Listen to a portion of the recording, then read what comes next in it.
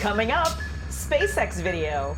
MRO sniffs out a Beagle. And joining us live is Bill Dunford from Riding with Robots. All that and more on this episode of Tomorrow.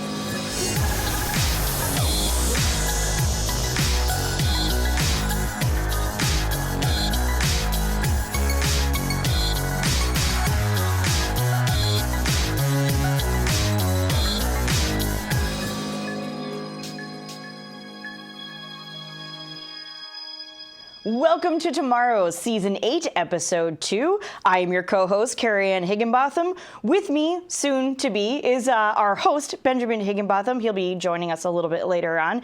And I want to make sure that I give a shout out to our patrons of tomorrow, our premier patrons, because otherwise I will get yelled at. These are the people who have donated $10 or more to this particular segment, and we are ever so thankful. And I love all of these names. It's so...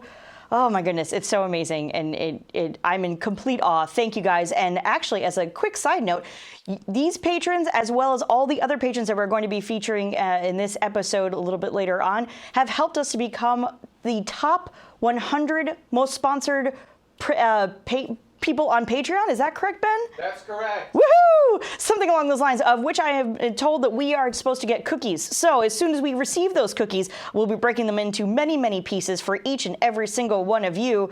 And I apologize if it just becomes crumbs by the time it gets to you in the mail. But again, we show our gratitude in any way that we can to you guys. So here we are. We are getting started with our first interview for this particular episode. Coming at you, we have Bill Dunford, who is the creator and author of Riding with Robots on the High Frontier blog. Welcome, Bill.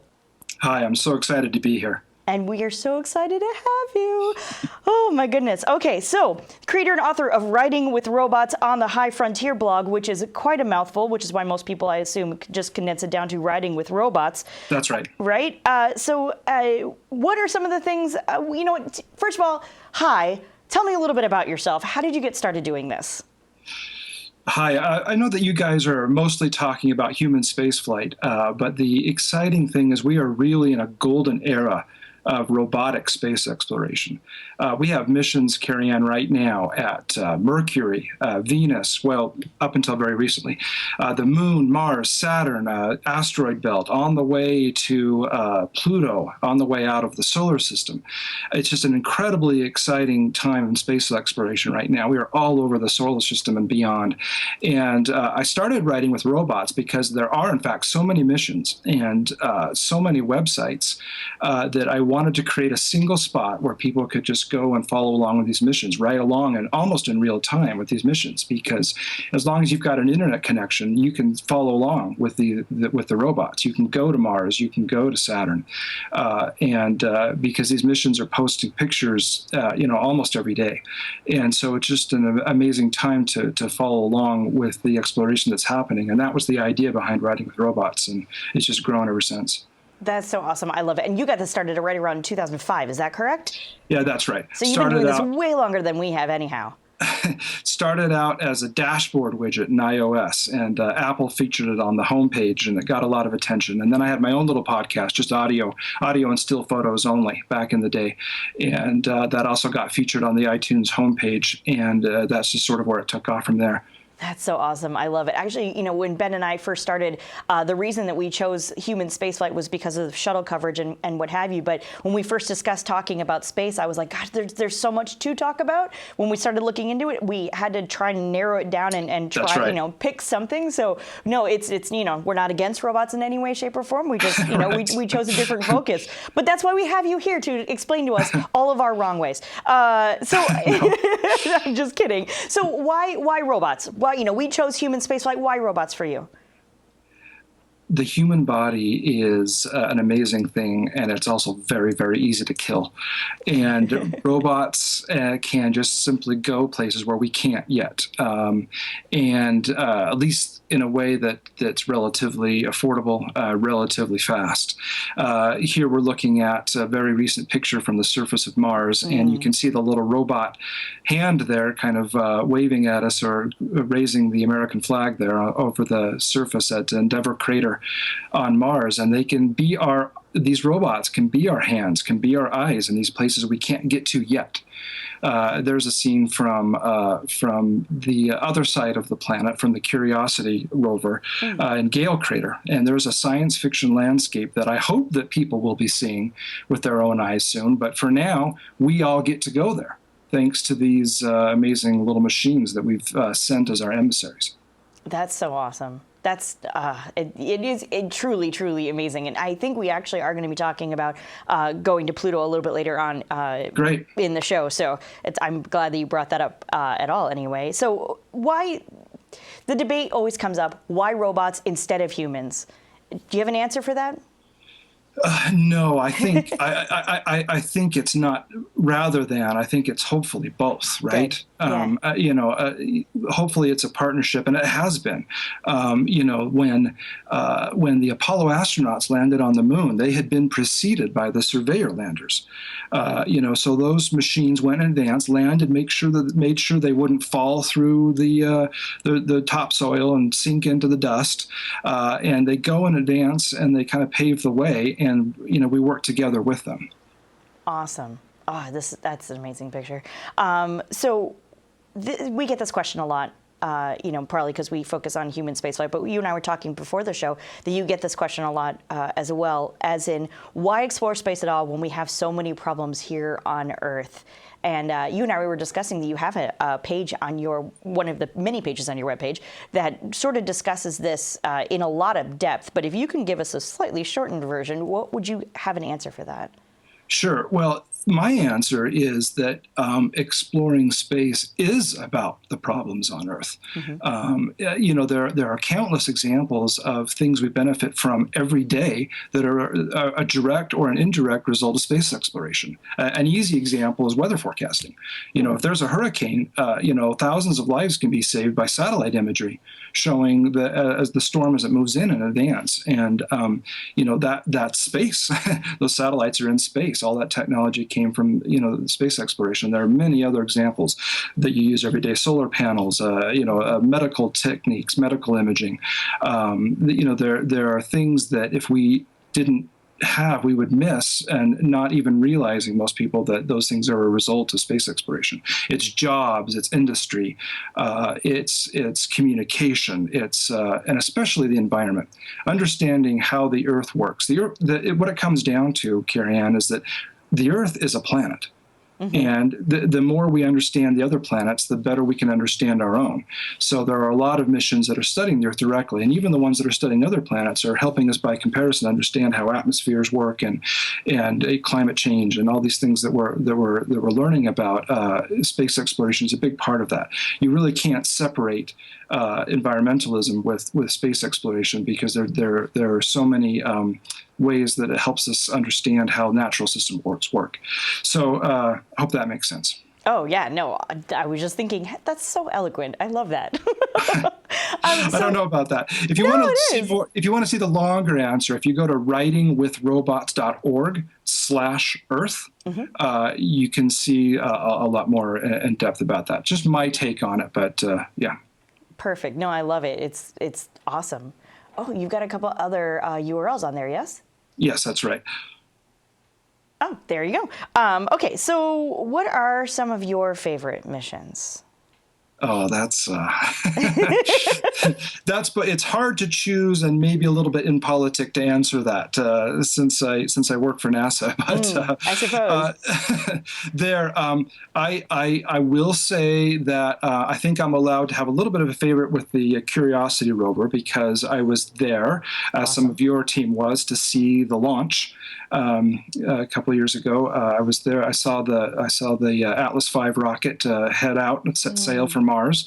That was an incredible privilege and something I'll never forget. So I have a little bit of a soft spot for that mission. But they're all they're. I'll tell you one thing. If there's a mission that I maybe thought was boring, mm-hmm. When I go and learn more about it, and I see the pictures it's returning, and I see the science returning, I've learned there is no such thing as a boring mission. They're all doing incredible things on their own. It's very hard to choose.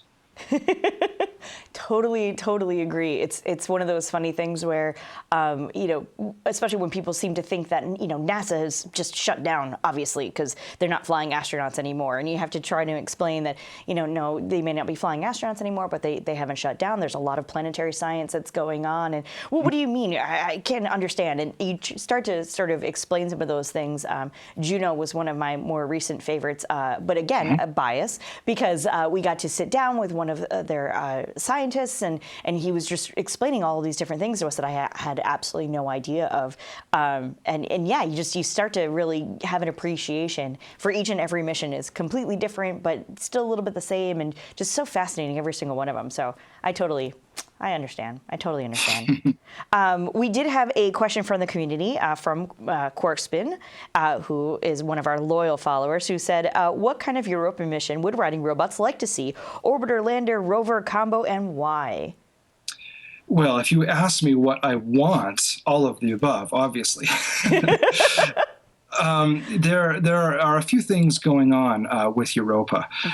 If you don't know, Europa is this amazing place because it's a moon of Jupiter, kind of a planet-sized moon. There it is. Beautiful. And it has this icy shell, and beneath that shell we have a lot of evidence that there is a large liquid ocean. In fact, this ocean is bigger than all of Earth's oceans combined. So you've got this kind of crunchy outside and tasty ocean in the middle of this moon. And the reason that's exciting is because on Earth, anywhere there's water, anywhere, under a glacier, deep down in a mine, at the bottom of the ocean, North Pole, anywhere you go on Earth, if there's water, there's life. Now, we don't know that there's life on Europa, obviously, but it's a good place to go and look and see if maybe there is. Who knows what's swimming in those oceans?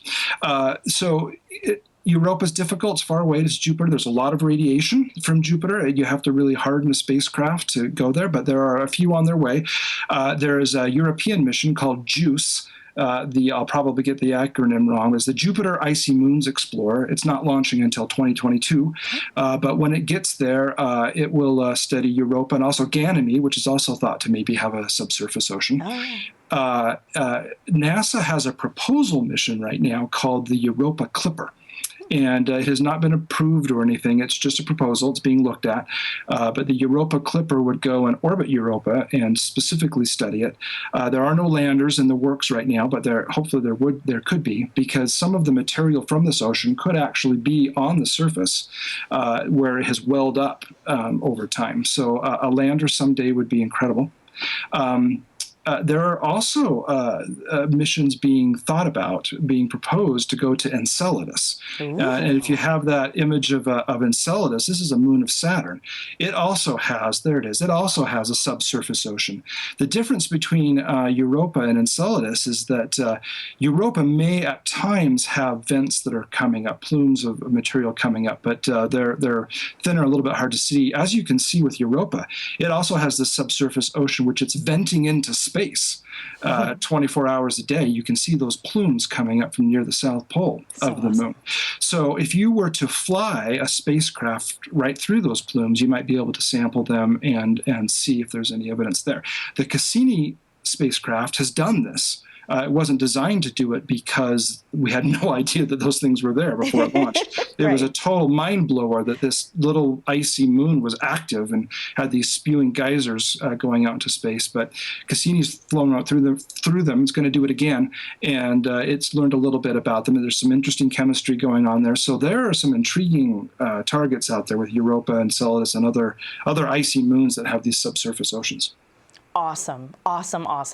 So usually when we have somebody who's more involved in human spaceflight, one of our ending questions always has been, at least in the past, what's your favorite orbiter? But because you're kind of doing a little bit different thing, we did actually have a question in the chat room, I believe from Big B, asking which one is your favorite robot? Oh, again, it's so hard. The Mars rovers are easy to love because it's easy to think of them as living creatures. They have heads and eyes, and NASA's outreach teams have done such a great job giving them personalities, and they tweet, and it's easy to think of them as living creatures, which they almost are. I mean, because they have a great deal of intelligence on board. They can drive autonomously and do a lot on their own, and plus they're also intelligent in the sense that they're us. They're not just machines. They also represent their human controllers on the ground, and all of us who are riding along with them. I love Messenger at Mercury. It doesn't get a lot of attention, but returns beautiful pictures. I think that we have some of those too. There they are. I mean, Mercury is this dead, cold place, and yet for an ugly, dead, cold place, it sure is beautiful. I mean, look at these images that it returns. I love Cassini because it's just an incredibly audacious mission. Oh, they all are. It's really hard to choose. Yeah, that was just the other day. You can see the date on there. That's an amazing mission, only going to get more so in the last couple of years that has less left. I can't pick. There's so many. If you go to solarsystem.nasa.gov or to my site at writingwithrobots.org, you'll see them all. Perfect. All right. So again, ending question here. Where can people get more information about you, your work online, writing with robots, et cetera, et cetera? Give it to me. If you want to throw up those addresses, there they are. Solarsystem.nasa.gov. I work with that team. I do some social media and writing for that group, and that's sort of a living encyclopedia of all the missions of all time. You can go back and forwards through time and space, and all the missions, both the U.S. and the others are there. It's a little bit like Hitchhiker's Guide to the Solar System. It's a kind of a growing encyclopedia there. eyes.nasa.gov. 3D real-time simulation of the entire solar system and all the missions. Definitely go try that out and fly through the planets. Planetary.org, I guest blog for the Planetary Society. Fantastic writers and editors there that will keep you up to speed. And finally, last but not least, is my site. And if you go there, all of these URLs there are portals that will let you get on the trail and ride along with the robots. Awesome. So for sure, maybe by the time we get New Horizons out to Pluto, July-ish or so, we can have you back on. You can tell us about all of the things that we're actually seeing so we can understand them. Anytime. Let me just say one last thing. Sure. This is an incredible, exciting year. I said it's a golden age, especially this year, because we're going to places that we've never been before. Blank spaces on the map. I mean, this is like Columbus. This is like Magellan. We're going to the dwarf planet Ceres in March, never before seen world. And then, like you said, in July, we're going past Pluto, two places that we have never seen before. We have no idea what's there. Well, we have ideas, but never before seen. And both of those things are happening this year. So this is an incredible year to start following along if you haven't been. You picked a good time. Awesome. Thank you so much, Bill. Thank you for joining us. This has been really great, and I can't wait to have you back on. And so when we come back, because we're going to take a little bit of a break, when we come back, we will be doing all brand new space news coming at you.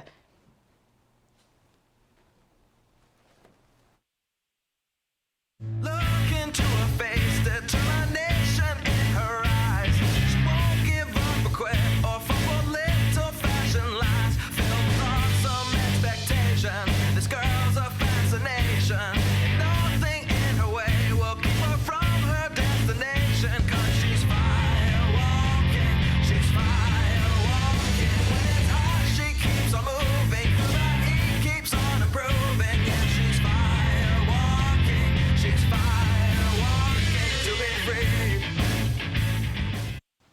And welcome back to Tomorrow. I want to thank all of the patrons of Tomorrow who help make this specific episode. You apparently need to do this because I can't do it anymore. These are the people who have contributed at least $5 to this specific episode. Oh, hey, new feature. If you check it out, they're actually color-coded now. So you can see you've got the black kind of. Those are the Patreon Premier members. And then you've got the Patreon producers in blue sitting right down there. Nice. And we are a crowdfunded show. Every single dollar helps. It helps helps us buy, for example, new encoders, the new set you see behind us, the new lights, and then hopefully we'll be able to do cool new things with content and whatnot. So every single dollar helps. You can get more information over at patreon.com/TMRO. Holy cats, we were gone for a week because we had our anniversary trip to annual pilgrimage to Disney World. So much news, so much news. And SpaceX surprised me, so we need to bring Space Mike on right away and talk about a little video they released. Mike, tell me, what the heck? Oh my goodness. I know, oh my right? goodness. This thing is epic. It is. It is so epic. And any other company or any other country, I don't think would ever release a video like this. So with their landing attempt, where they kind of had the failed landing attempt on the barge, they released video of it. And oh my gosh, it is amazing. According to what the company and Elon Musk have been saying, everything was going perfectly well until just moments before, right here. Oh, slow-mo. Oh, I would hate to be that camera. Just, oh no, oh no, oh no. Oh, yeah. Yeah. Wow. Yeah. As amazing of an explosion that is, it's like I said before, this is just amazing that they were even able to do this and that their navigation systems were able to get them onto this barge. And I mistakenly said last time that it was in the Pacific Ocean, and that's, of course, incorrect. They were in the Atlantic Ocean. And they're going to do another attempt on January 31st when they launch the NOAA's Deep Space Climate Observatory. And with that, hopefully they'll have enough hydraulic fluid, because Elon Musk said that it was because the stabilizer fins or winglets that are installed on the first stage ran out of hydraulic fluid moments before the last landing, and that's why it tipped at the last moment and took off. Made for some epic video. Oh, it was really freaking cool. So amazing. Yeah, they've got more news, so stay with us because we got more SpaceX news. But there was an Atlas V launch of MUOS 3. Here's the footage. 2. We have RD-180 ignition, and we have liftoff of the United Launch Alliance Atlas V rocket carrying the third Mobile User Objective System mission for the United States Navy. MUOS significantly enhances communications. Yeah, blah, blah, blah, blah, blah. That launched January 21st at 01:04 Coordinated Universal Time. That's the 200th launch for Atlas. Go Atlas, go Centaur. And well, that's what they do. That's what they do in their countdown sequence. This was the third of the Mobile User Objective System satellites, MUOS. He pronounced it much better than I did. Every time I see it, it sounds like mucus to me. Go It's on. a constellation of next-generation narrow-band satellites for the Navy. This is going to give improved ground communications to U.S. forces on the move and around the globe. That's a quote, if you couldn't quite tell. And this was an Atlas V 551 config, which means it is a bit of a beast. What does that mean? The first 5 means it's a 5-meter fairing, so it's the larger of the two potential payload fairings. The second 5 means it's 5 solid rocket motors. From 0 to 5, those are the numbers you can have. So it had the maximum number of solid motors on the boost stage, and then 1 Centaur engine. I don't believe they've actually flown a 2 series at the end, like, ever. I could be mistaken, but I think Like a 552 config? I don't think that's ever flown. Copy. Yeah, and I don't think a 4 anything 2 has flown either. I might be mistaken, but I don't ever remember seeing something end in a 2, although I know there is a 2 series coming up in like 2016, 2017. So there you go. That happened, like I said, January 21st of this last week. So pretty. So speaking of launches or upcoming launches or potential launches or things launching from a space launch center, a space launch complex, we'll go that way. See, Carrion's back into co-host mode. The Moon Express Incorporated, along with Space Florida, made an announcement about how they have made an agreement to use Space Launch Complex 36. That's what I'm trying to say. 36. There's the vehicle. Yeah, this is some of the testing that they previously have been doing at Kennedy Space Center, and now they are going to be moving over to the very close by Cape Canaveral United States Air Force Space Launch Complex, Slick 36. This particular Space Launch Complex has previously hosted Atlas launches from 1962 to 2005. What they want to be doing, it looks like Mickey ears, what they want to be doing... You just got back from Disney. I know. Spacecraft development and flight operations as early as 2015, which, by the way, that's this year. Oh, that's the blockhouse. That's what you're looking at right there. So cool. Yeah, so I think... It looks like Space Mountain, not gonna lie. Didn't Rich just talk about like using that kind of as a surface to like put the rovers on and kind of use it as a testing ground? I may have misread that article. I think you did. Okay, because I read about 8 times trying to get something interesting out of it. Anyway, that's, by the way, that's Slick 36 when they're tearing down the old mobile service structure. Oh, you tower. mean it's just not like the Leaning Tower of Pisa? No, just like that would be a terrible way to launch a rocket. So in case you are unfamiliar with Moon Express Incorporated, or Moon X as they like to be called, what they wanted to be doing is sending a series of robotic missions to the moon, asteroids, and to the moons of Mars, which is really exciting.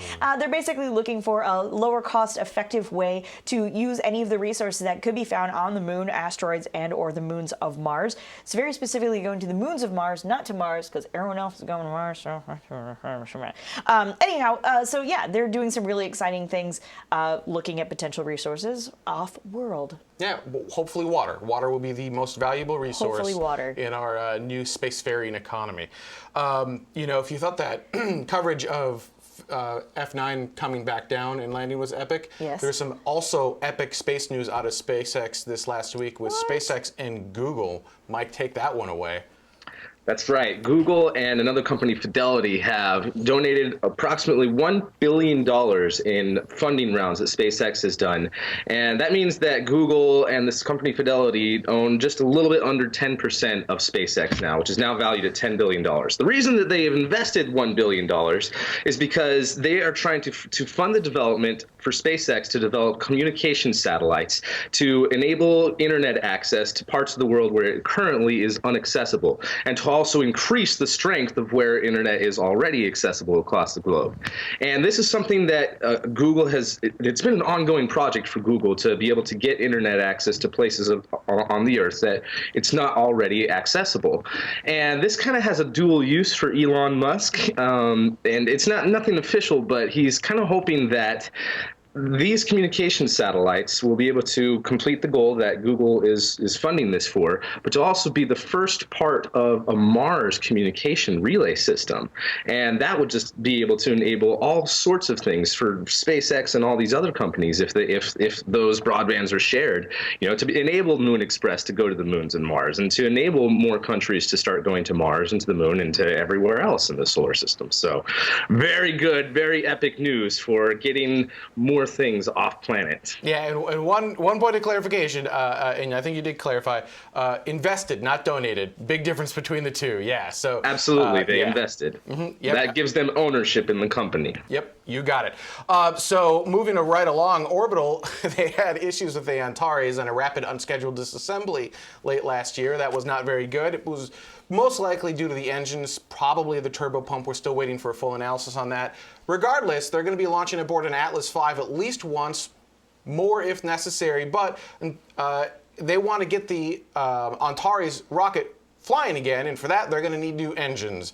And here you go. This is actually the RD-191 that you're looking at. This is not the engine they are going to be using, but this is the closest picture I could get. It's a close cousin to the RD-181 that they will be using. They've actually got up to a $1 billion contract for 60 Russian-made RD-181. That's the maximum value of the contract. There's a little bit of confusion online because they actually are committing to 20 engines, and so people are saying $1 billion for 20 engines and then you pay more up to the... No. If they get all 60 engines, it will be a $1 billion contract. That's how that will work. This is going to replace their old AJ-26 engines that was from the really scary old N-1 moon rocket that Russia was working on, which never actually made it to the moon. Like I said, it's a modified version of the RD-191, which is what you're looking at right there. And although I don't think it'll be quite painted as white as it is right there. They also describe it does look nice, but I don't think that's actually how it's going to fly. It does look like it is, I'm sorry, describe it as a modernized, less powerful cousin to the dual-chamber RD-180 engine, and that's what you use on the Atlas V rocket. And the first launch of a rocket with these installed in it is scheduled for 2016, so not that long from now, to switch out from the old engines to the new engines, the RD-181. Basically, Russia's kind of standardizing on this new platform, and this is kind of that engine platform. It's the core, the RD-191 is the core of their new rockets, and then they're just kind of tweaking a few things and sending it over to the U.S. So great news for Orbital. Hopefully they'll be able to get Antares up and running so they can get their Cygnus spacecraft back up to the International Space Station. But again, this is not required for that because they will launch Cygnus on top of at least one Atlas V. If they need more, they have options for more as well. Oh, this was a cool one. Beagle 2. Beagle 2! We found Beagle 2, you guys, which is so exciting. Beagle 2, which had lost communication in December, I want to say it was Christmas, 2003. It was launched by the European Space Agency's Mars Express and had not been heard of since Christmas of 2003. And January 16th of 2015, NASA's Mars Reconnaissance Orbiter found it. It's partially deployed. Found it. Found it. So cute. It's a cute little thing. But yeah, partially deployed, which is a really exciting thing. I kind of a cute little thing because it has the name Beagle. Beagle too? Yeah, probably. That's, all right. Doesn't matter. But anyway, so the chief executive of the United Kingdom Space Agency, David Parker, said, quote, "The history of space exploration is marked by both success and failure. This finding makes the case that Beagle 2 was more of a success than we previously knew, and undoubtedly an important step in Europe's continuing exploration of Mars." And I think there's, cute. Yeah, there you go. There's one more image. Yeah, that's really my close. favorite. That's the one. Yeah, I like that one a lot. It looks like it has ears. Also, good job. That was MRO, right? Yep, MRO. Good job, MRO. Great imagery there. Holy cats, man. That's amazing. Yeah. All right. Super exciting. More SpaceX news. The good thing we have Space Mike just like on standby this week. SpaceX and the Air Force. That's right. SpaceX and the Air Force have come to an agreement on the EELV program, the Expendable Evolvable Launch Vehicle program that mainly has been dominated by United Launch Alliance with the Delta and Atlas families of rockets. And all of that is for DoD and national security payloads. And the Air Force signed a 36-core block buy with United Launch Alliance not too long ago that pretty much excluded SpaceX from any future launches for the time being. And they originally had 14 missions that they were going to compete for other companies to try to be able to get in on that program, of course, SpaceX.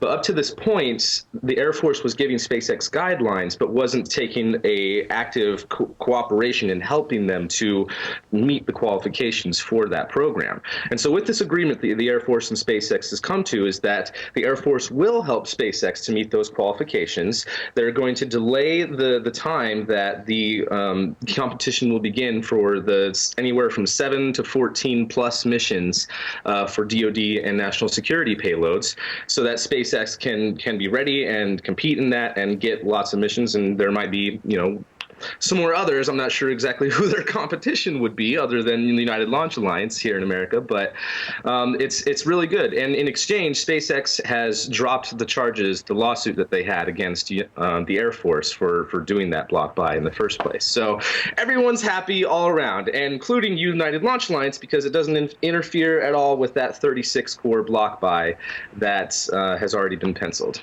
Cool. And we got two more quick stories before we go to break. The first is that the Orion launch that happened late last year, it was for the most part flawless except for one little snag, and this is what it looks like. You see those two balloons on Orion at the top? Well, there should be 5 of them inflated right there. Wow. This was really the only problem. It was a beautiful, beautiful flight. Those are the self-righting flotation system, and they will likely need to redesign that system. It only partially engaged as it splashed down over in the Pacific Ocean. They're designed to flip Orion over, so if you come down upside down and there's a problem, those will inflate. Well, they always inflate whether you're upside down or right side up, but they'll inflate and then they'll flip you right side up and you'll be good. Now, it wasn't an issue for this flight because they landed in stable 1. You may remember that from like Apollo 13, or if you ever watch any of the old Apollo landings, they're stable 1, indicating they're right side up. But if there was a problem, they would need the system to work. They think the problem is with the what do they use? Helium, I think, is the gas they used. It's a 5,000 pounds per square inch system, and they've got like threaded areas, and they think they just leaked helium, and it just wasn't able to. Yeah. Hang on, let me check my notes. There was like they actually, I think I put in here. 2 bags lost pressure after inflation, and then one of them never filled at all. So those 3 of the 5 never actually worked. So hopefully they'll get that worked out. I'm sure they will, and this is why you test, right? This was a test flight. This isn't critical to that particular mission, but it's good for them to find it now. Fix it before you put humans on board. Bam, there you go. There you go. And our final story for the week, New Horizons. New Horizons. New Horizons is going to begin Pluto observations. That is an ugly, ugly graphic. What? No, you can't read anything on it, but it's pretty. yeah. Oh man. New Horizons launched 9 years ago, and around this July or so, it should be reaching Pluto. It's about the same shape and size of a grand piano, which is kind of fun, and it's there to determine the composition of Pluto's atmosphere. It's going to be taking some pictures. It's going to be reporting back via X-band communication, which is always just sounds nefarious, just because. It's going to be looking at particles of solar wind and density near Pluto, because Pluto is so far away from the sun and has kind of that funky little orbit there. And it's also looking at dust particle concentration anywhere from Uranus all the way out to the Kuiper Belt, which is a very, very big deal, because anything we've normally sent out that far can't seemingly look at much past Uranus for whatever reason. We just don't have a lot of good readings anywhere past Uranus, particularly up to the Kuiper Belt, of any dust particles that are going on out there, any solar wind activity, et cetera, concentration, and all of that other fun stuff. So there's a lot of fun things that are going on with New Horizons, and hopefully we'll have Bill on back to explain most of it to us. All right, we're going to take a quick break. When we come back, we've got a Kickstarter campaign we're going to be talking about, which you can help on, and we have also got comments from our last show. Stay tuned. We'll be right back. I think we shouldn't be too timid to say, for example, that by the end of this century we're going to put a man on Mars. That's my judgment.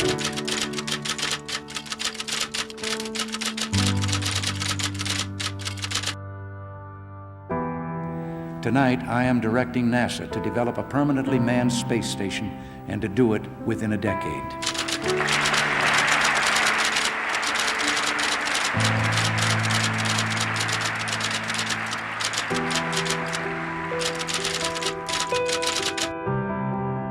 A journey to another planet, a manned mission to Mars.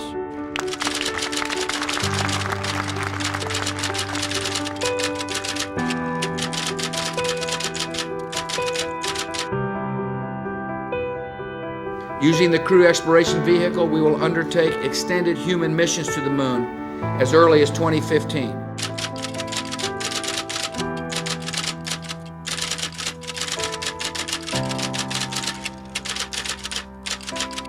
Last month, we launched a new spacecraft as part of a re-energized space program that will send American astronauts to Mars.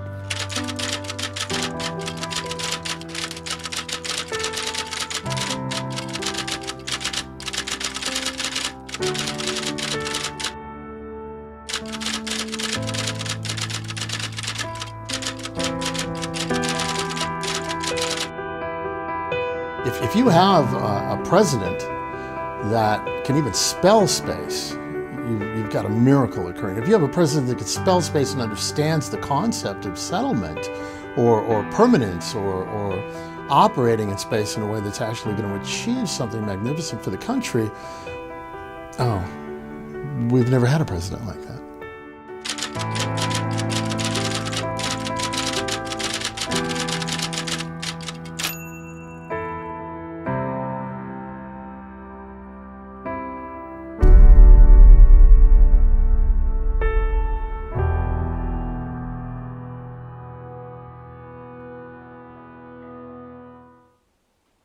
Welcome back to Tomorrow. Now, before we get into our comments from last week's show, I did want to give a huge thank you to all the patrons of Tomorrow who've helped to make this specific episode happen. These are the Patreon Plus subscribers, people who've contributed at least $3 to this specific episode. At this level and above, so basically everyone you see on the screen, you're going to get access to After Dark early, you get access to Google Hangouts, and a few other awesome rewards, and you can get more information on that at patreon.com/TMRO. But there is more. Our Patreon subscribers, these are the people who've contributed $1 to this specific episode. Every single dollar helps. So less than a cup of coffee each week can help produce a show about space. How awesome is that? Once again, more information on that over at patreon.com/TMRO.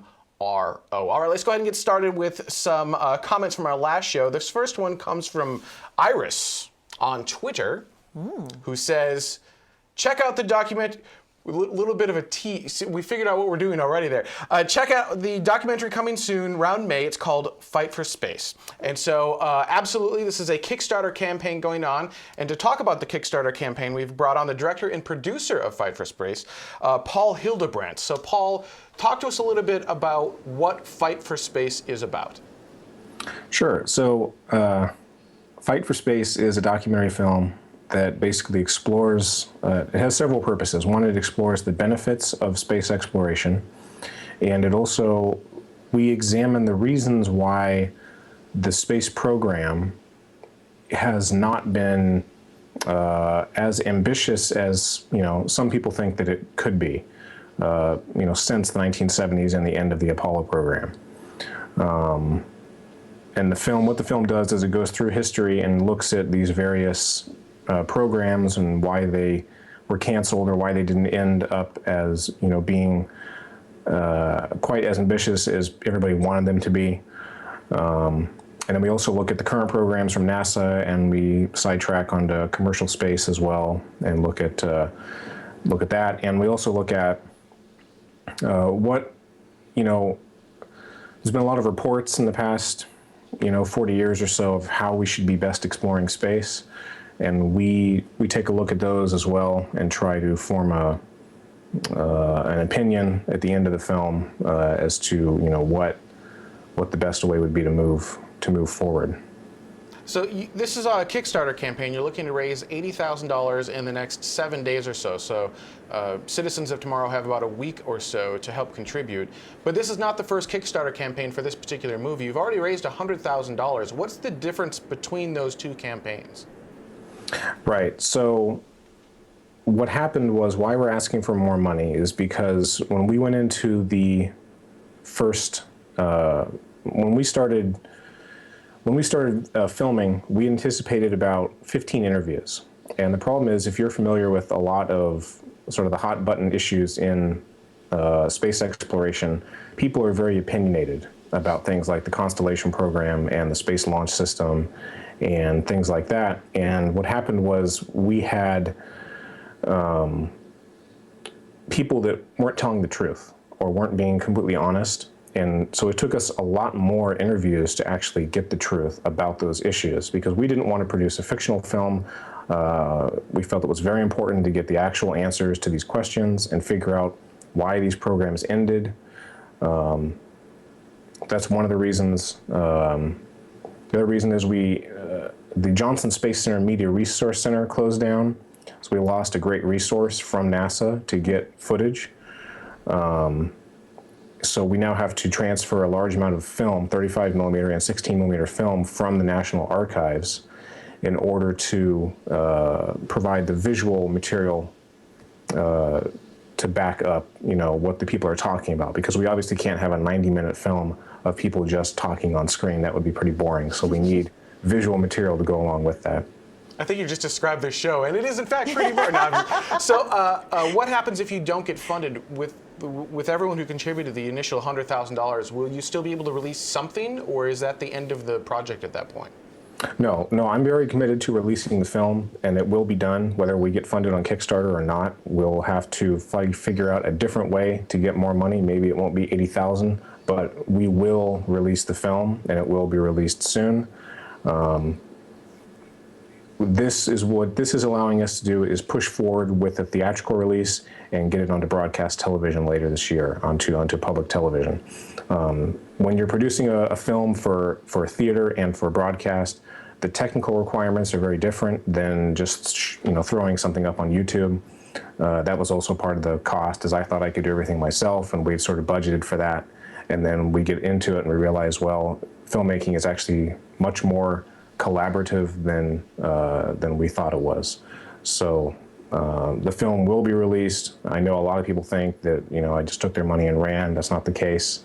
the film will be released. 2.5 years roughly of my life have been spent on it, so I very much want to have it out there. What are some of the risks with the current Kickstarter campaign, right? So if you do get funded, what would prevent you from continuing to move forward that maybe would just be a huge roadblock?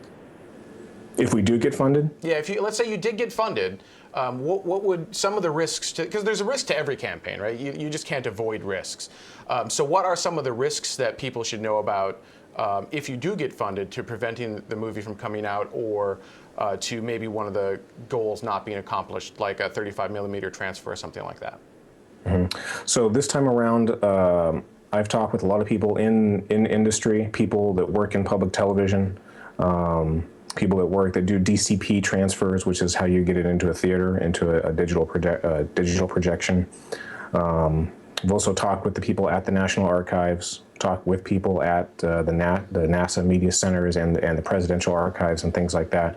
So I've budgeted very carefully this time, and we're not flying around getting more interviews. That's done. The editing is pretty much done. It's the technical expense, and to produce the music is also something that increased in cost a lot. So we have a pretty firm quote on the music. So we've budgeted very carefully this time to get everything done quickly and within the budget. So I don't see that there is any chance of it not happening. So we're all space geeks. We all love funding other space geek type movies and whatnot, and any programming. What can we as space geeks do to get other people excited about this and get them contributing? Because you've only got 7 days left. Mm-hmm, mm-hmm. So we only have 7 days left, but we funded our first campaign in 5 days back in 2012. So I think if we get enough people excited about it, we can definitely make the goal and get the film done. The thing that I could ask everybody to do would be just to share it on Facebook and Twitter, tell your friends about it, contribute yourself if you can, and hopefully we can get it funded in this next week and get it done. The movie is called Fight for Space. How can people find it on Kickstarter? Go on Kickstarter, click on film, and we're one of the top featured ones there. Or you can go to fightforspace.com, and we have a link to the Kickstarter on the homepage. Paul, awesome. Thank you so much. I think it's actually going to be great. I'm super excited for it. We've backed it. Hopefully the citizens of tomorrow will back it as well. And we're really excited to see what you come up with. This is an important story that I hope gets told. And thank you for taking time out of your Saturday to come on the show and talk about your campaign. Thank you for having me. All right, let's continue down with additional comments from our last show. This one comes from YouTube. It's Yiglik. Is that how you'd say that? Sure. Yes. Basically, the question is the Roku channel going to be fixed? So the answer is yes, absolutely. No. Well, no, not and no. It is in work, right?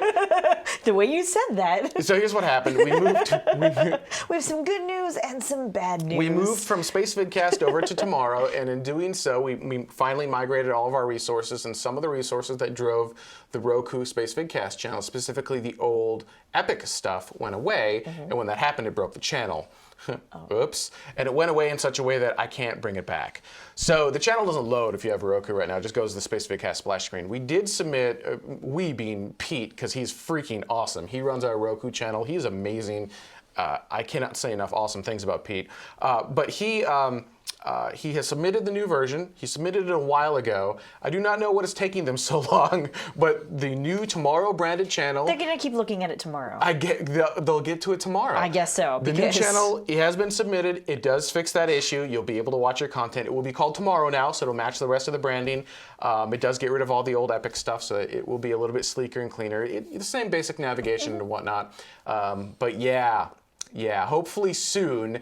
They said a couple weeks ago that it would take a couple more weeks for the initial review, and that doesn't even mean changes, so we could be a month away, we could be a day away. I really don't know, but it's in work, and hopefully it will happen sometime soonish.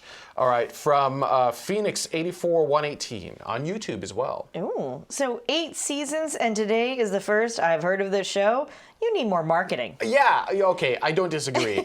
I would love to know I feel like that's a common problem with Tomorrow, is it's a discovery issue, right? So once you find us, we're generally fairly sticky, meaning that most people who find us, I think, based on some of the data I have, will kind of stick around, right? The chat, especially the people who join live in the chat room, you guys are awesome. You're the lifeblood of this show. Yeah. And you're just chatting, like correcting me, telling me what I've got right or wrong.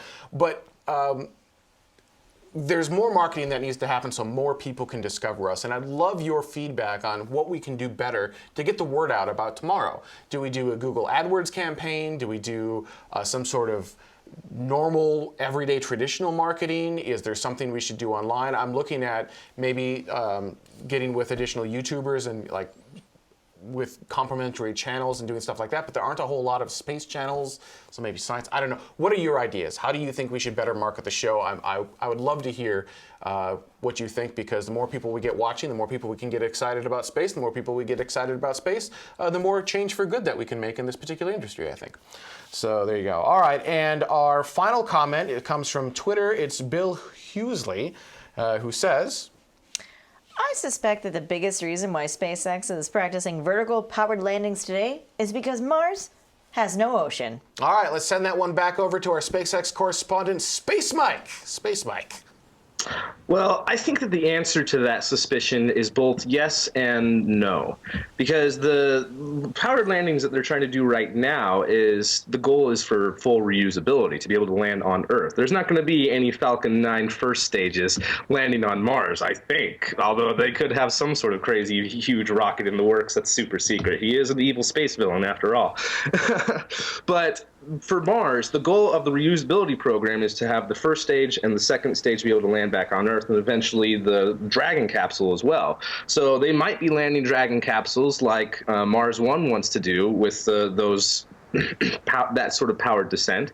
But what they're doing today, I think, is mainly just for the reusability program, and will help and teach them lots of things for Mars, but mainly for returning to Earth.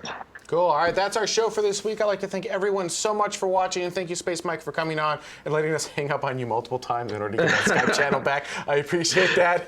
It's a bit of a pain. We'll get that fixed up. We need to get some Skype talk show stuff. Actually, we'll talk a little bit in After Dark about some of the things that I've got going on, and I think we'll talk about our vacation to Disney World. We're going to have a fun After Dark at this one.